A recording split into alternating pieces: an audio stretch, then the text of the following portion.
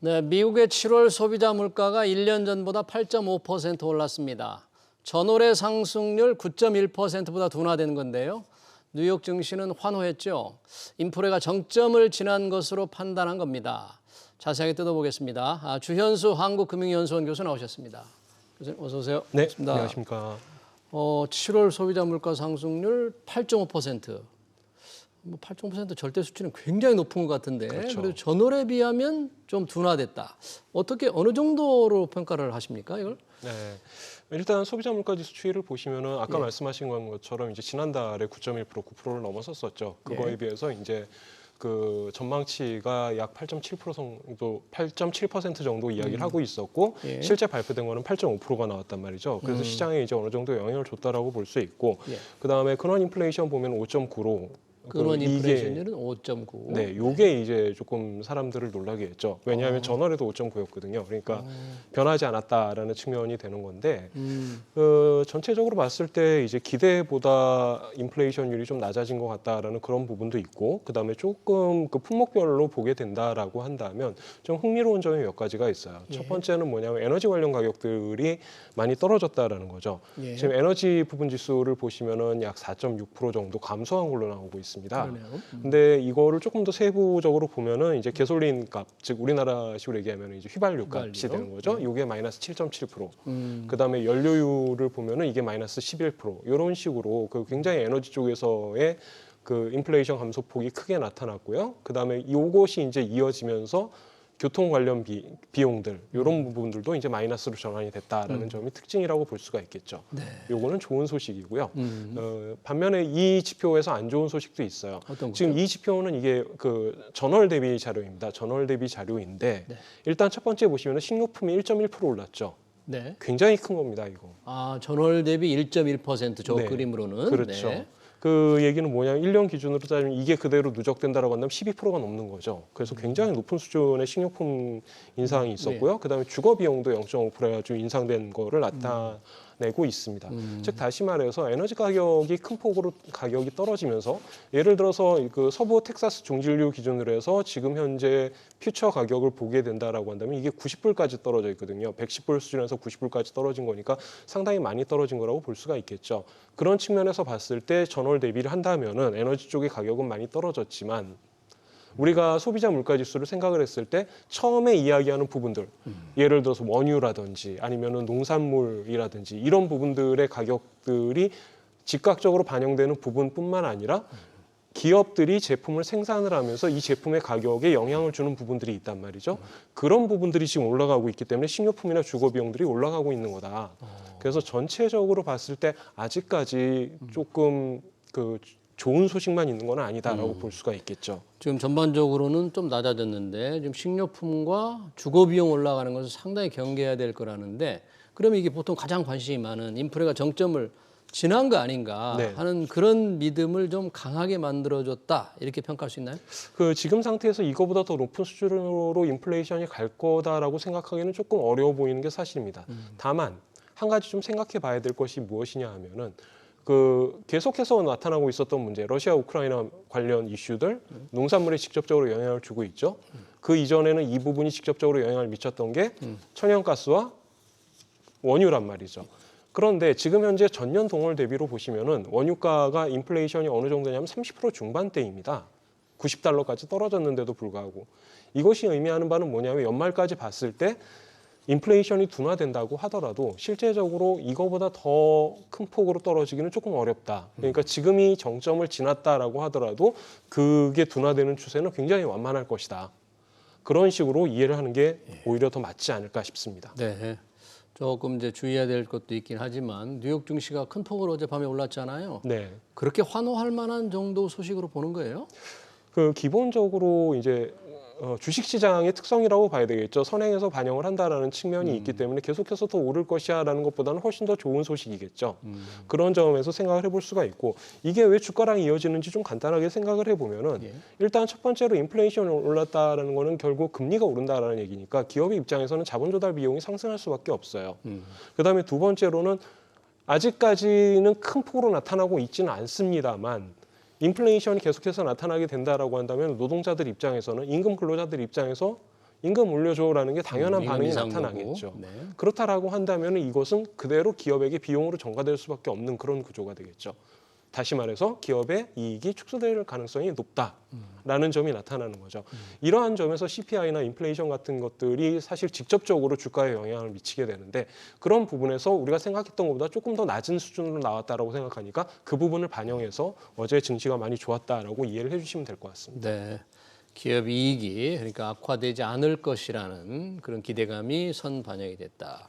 그럼 7월 소비자 물가지수 어찌됐든 정점을 지난 듯한 이 수치가 나오면서 혹시 연준이나 뭐 연방은행 관계자들의 좀 중요한 얘기, 뭐 메시지나 코멘트가 있었습니까? 네, 아무래도 좀 좋은 소식이다 보니까 바이든 대통령이 나섰죠. 그래서 그 좋은 소식이고 인플레이션이 정점을 지난 것 같다. 이제 앞으로 완화될 것이다라는 긍정적인 이야기를 한 반면 예.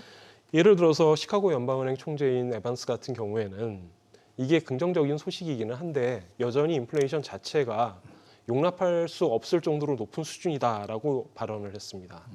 그 이야기 그러면서 무슨 이야기를 했냐면 23년 말까지 기준금리 4%대로 인상을 해야 된다라는 이야기를 했었죠. 예.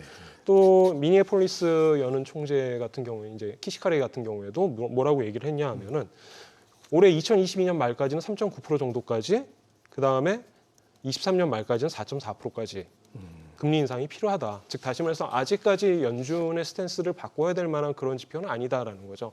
간단히 얘기해서 이렇습니다. 연준 같은 경우에 전체적으로 그 장기간의 추세를 봐야 되는 곳이기 때문에 지금 한 달 좋아졌다라고 해가지고 지금 이거를 가지고 오케이 그러면은 우리 금리 이제 더 이상 안 올려도 돼라는 식으로 판단할 거리는 아니다라는 거죠.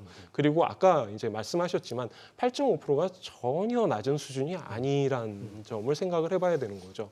실제적으로 2%의 인플레이션 타겟팅을 하고 있는데 8.5%라면 여전히 높은 수준이고 기존에 많이 올렸다라고 하더라도 추가적으로 안정화를 위해서는 조금 더 금리 인상이 예상된다라고 생각해 볼 수 있겠습니다. 네.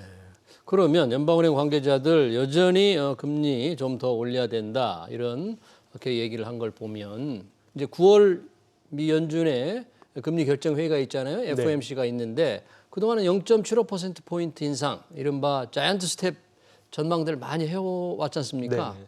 이게 그럼 그대로 갈까요? 아니면 이번 인플레 정점 지나면서 조금 인상폭 낮아질까요?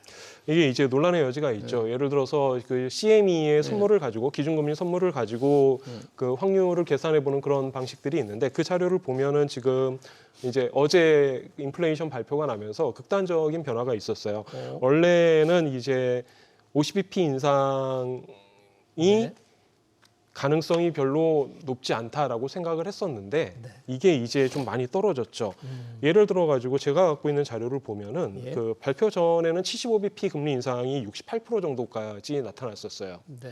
그런데 이제 오늘 다시 자료를 이제 계산해 본 결과 이게 한 42%대까지 떨어지고 있습니다. 0.75% 포인트 인상 기대치가 낮아지고 있고. 네, 그리고 50bp 쪽이 이제 조금 더 높아져 가지고 57.5%까지 올라가고 있는 거죠. 네, 그렇군요. 그래서 지금 시장에서는 이번 자료를 보고 그 미국 연준의 금리 인상 폭이 75bp냐 50bp냐라는 측면에서 봤을 때 50bp에 조금 더 비중을 두고 있는 것으로 보고 있는데요. 아직까지는 좀 애매한 상황이고 조금 전에 말씀드렸다시피 여전히 스탠스 자체는 그렇게 좋지가 않기 때문에 저는 개인적으로 75bp의 가능성이 있다라고 생각을 하고 있습니다.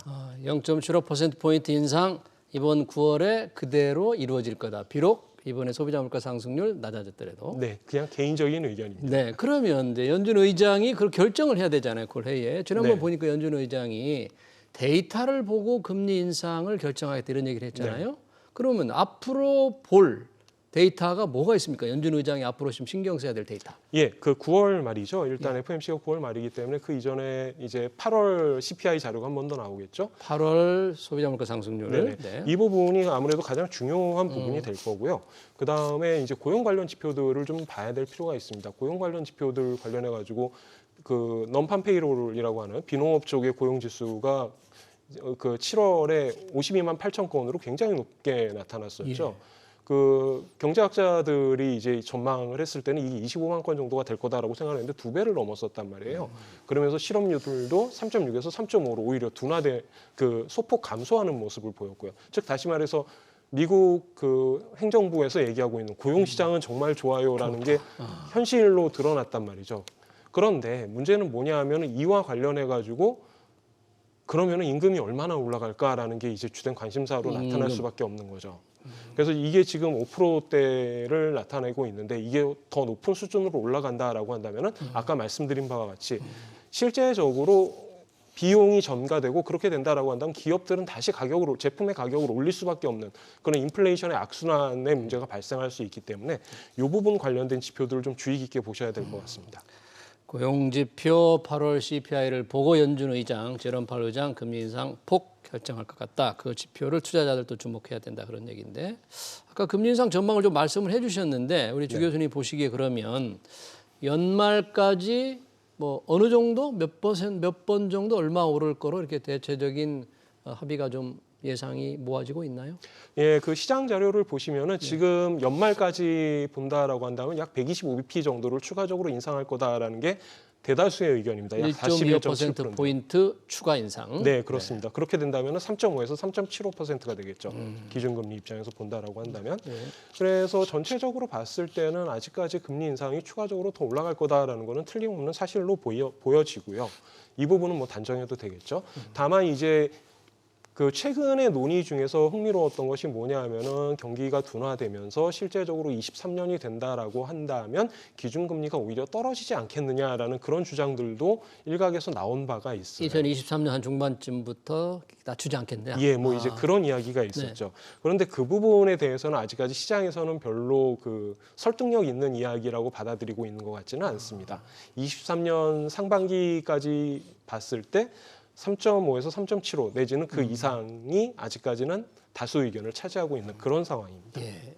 그러니까 내년 상반기 중반기에 금리를 혹시 낮출지 모른다. 시장에서 그렇게 보지 않는 사람이 훨씬 많다 그런 얘기네요. 예, 그렇습니다. 굉장히 중요한 분석 같고요. 자, 25일 우리나라 한국은행 금융통화위원회 기준금리 결정합니다. 우리는 어떻게 할까요? 올리겠죠. 네. 네, 너무 단정적으로 말씀드렸는데 네. 그 이창용 총재께서 무슨 말씀을 하셨냐 하면은 그 연말 기준으로 했을 때 2.75에서 3% 정도가 합리적인 예측이다라는 말씀을 하신 적이 있었죠. 사실 이런 이야기는 어느 정도 가이던스를 줬다라고 봐도 무방한 그런 이야기라고 할 수가 있겠죠. 그렇게 따진다라고 한다면은 앞으로 이제 3번의 금통위가 이제 예정되어 있으니까 그렇다라고 한다면은 8월에 25bp 정도 올리는 거는 뭐 타당하다라고 보여지겠죠. 0.25% 포인트. 네, 뭐 50bp도 뭐 가능하지 않을까라는 이야기가 있습니다만 왜냐하면 우리나라 같은 경우도 지금 인플레이션이 많이 올라가고 있지 않습니까?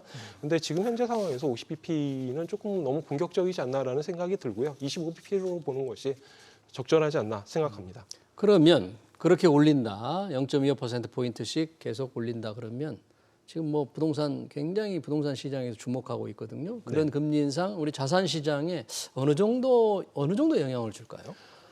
실제적으로 뭐 이제 여러분들께서도 익숙해지셨겠죠. 25bp 올리면은 한 사람당 이자 추가 부담이 뭐 16만 원이다. 1인당으로 했을 때 뭐 이제 이런 이야기들 많이 들으셨을 거고요. 지금 작년 8월부터 해가지고 금리 인상 계속 해가지고 지금 추가적으로 1인당 뭐 110만 원 이상의 추가 비용이 들어가고 있다. 이자 비용 부담이 들어가고 있다라는 이야기도 많이 들으셨을 거예요. 현실적으로는 예를 들어서 갭 투자를 했다라거나 부동산 관련해서 투자를 진행하셨을 경우 예를 들어서 금융기관에 대출을 일으켰을 경우에는 훨씬 더 높은 부담을 지금 직면하고 있겠죠. 그래서 이창용 총재께서 뭐라고 이야기를 했었냐면은 지난 20년간 금리가 안 변했지만 앞으로 그런 시기는 아니다. 그러니까 금리 조정되는 거에 따라서 우리가 상황을 지켜봐야 된다. 그리고 투자 단행을 할 때 이런 부분을 염두에 두어야 된다라는 이야기를 했었죠. 실제적으로 보면은 전체적으로 이거를 어떻게 봐야 될까를 생각을 좀 해봤는데 지금 상황은 이렇습니다. 부동산 가격 그렇게 큰 변화 없어요. 지표상으로 본다라고 하면 전세 가격도 그냥 안정적으로 유지 중입니다. 이런 식으로 돌아가죠. 실제적으로 부담이 늘어난다. 그러면 이거를 전가시켜야 되는데 어디로 전가시켜야 될 거냐? 전세 가격을 올리자. 전세 가격을 올려가지고 그 돈을 받아가지고 그거를 이제 이자 상환하는데 쓴다라든가 이런 방식이 되는 거죠. 근데 아직까지 이런 현상은 나타나고 있지 않지만 어떤 현상이 나타나고 있냐면은 월세 가격이 올라가고 있는 모습들이 보이고 있어요.